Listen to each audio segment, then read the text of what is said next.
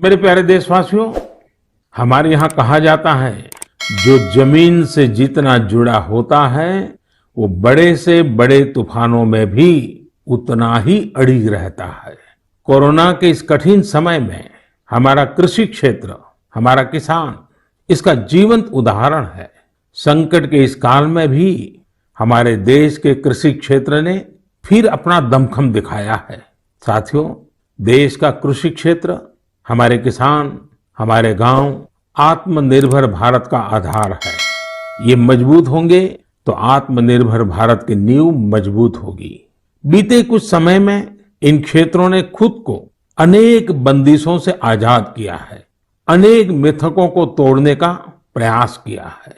मुझे कई ऐसे किसानों की चिट्ठियां मिलती हैं, किसान संगठनों से मेरी बात होती है, जो बताते हैं कि कैसे खेती में नए नए आयाम जुड़ रहे हैं, कैसे खेती में बदलाव आ रहा है।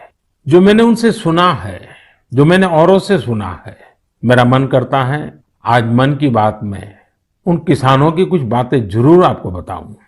हरियाणा के सोनीपत जिले के हमारे एक किसान भाई रहते हैं, उनका नाम है श्री कंवर चौहान।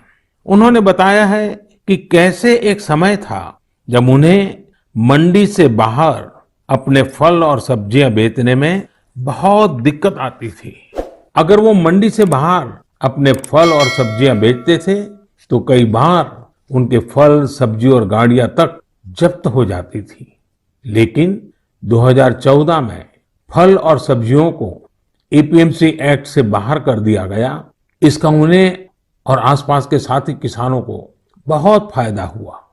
4 साल पहले उन्होंने अपने गांव के साथी किसानों के साथ मिलकर एक किसान उत्पादक समूह की स्थापना की। आज गांव के किसान स्वीट कॉर्न और बेबी कॉर्न की खेती करते हैं। उनके उत्पाद आज दिल्ली की आजादपुर मंडी, बड़ी रिटेल चेन तथा 5 स्टार होटलों में सीधे सप्लाई हो रहे हैं। आज गांव के किसान स्वीट कॉर्न और बेबी कॉर्न की खेती से 2.5 से 3 लाख प्रति एकड़ सालाना कमाई कर रहे हैं। इतना ही नहीं, इसी गांव के 60 से अधिक किसान नेट हाउस बनाकर, पॉली हाउस बनाकर टमाटर, खीरा, शिमला मिर्च इसकी अलग अलग वैरायटी का उत्पादन करके हर साल प्रति एकड़ 10 से 12 लाख रुपए तक की कमाई कर रहे हैं। जानते हैं इन किसानों के पास क्या अलग है?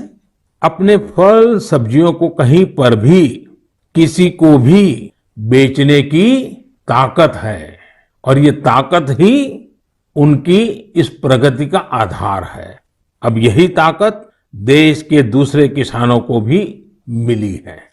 फल सब्जियों के लिए ही नहीं, अपने खेत में वो जो पैदा कर रहे हैं, धान, गेहूं, सरसों, गन्ना जो उगा रहे हैं, उसको अपनी इच्छा के अनुसार जहां ज्यादा दाम मिले वहीं पर बेचने की अब उनको आजादी मिल गई है।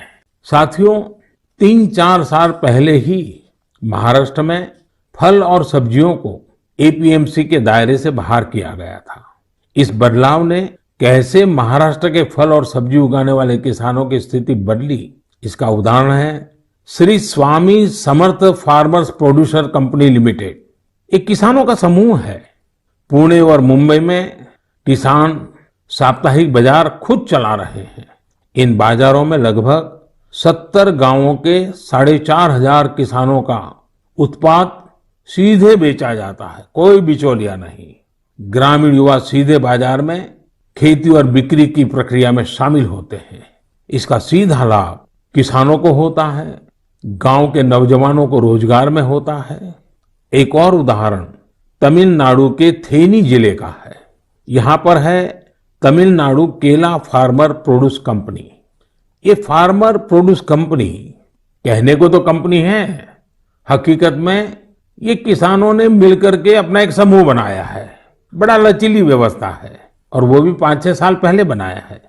इस किसान समूह ने लॉकडाउन के दौरान आसपास के गांवों से सैकड़ों मीट्रिक टन सब्जियां, फलों और केले की खरीद की और चेन्नई शहर को सब्जी कॉम्बो किट दिया। आप सोचिए, कितने नौजवानों को उन्होंने रोजगार दिया। और मजा ये है कि बिचौलियों न होने के कारण किसान को भी लाभ हुआ, उपभोक्ता को भी लाभ हुआ। ऐसा ही एक लखनऊ का किसानों का समूह है, उन्होंने नाम रखा है इरादा फार्मर प्रोड्यूसर। इन्होंने भी लॉकडाउन के दौरान किसानों के खेतों से सीधे फल और सब्जियां ली और सीधे जाकर के लखनऊ के बाजारों में बेची। बिचौलियों से मुक्ति हो गई और मन चाहे उतने दाम उन्होंने प्राप्त किए। कोरोना के इस कालखंड में पूरी दुनिया अनेक परिवर्तनों के दौर से गुजर रही है। आज जब 2 गज की दूरी एक अनिवार्य जरूरत बन गई है, तो इसी संकट काल ने परिवार के सदस्यों को आपस में जोड़ने और करीब लाने का काम भी किया है। लेकिन इतने लंबे समय तक एक साथ रहना, कैसे रहना, समय कैसे बिताना, हर पल खुशी भरी कैसे हो, तो कई परिवारों को दिक्कतें आई। और उसका कारण था कि जो हमारी परंपराएं थे, जो परिवार में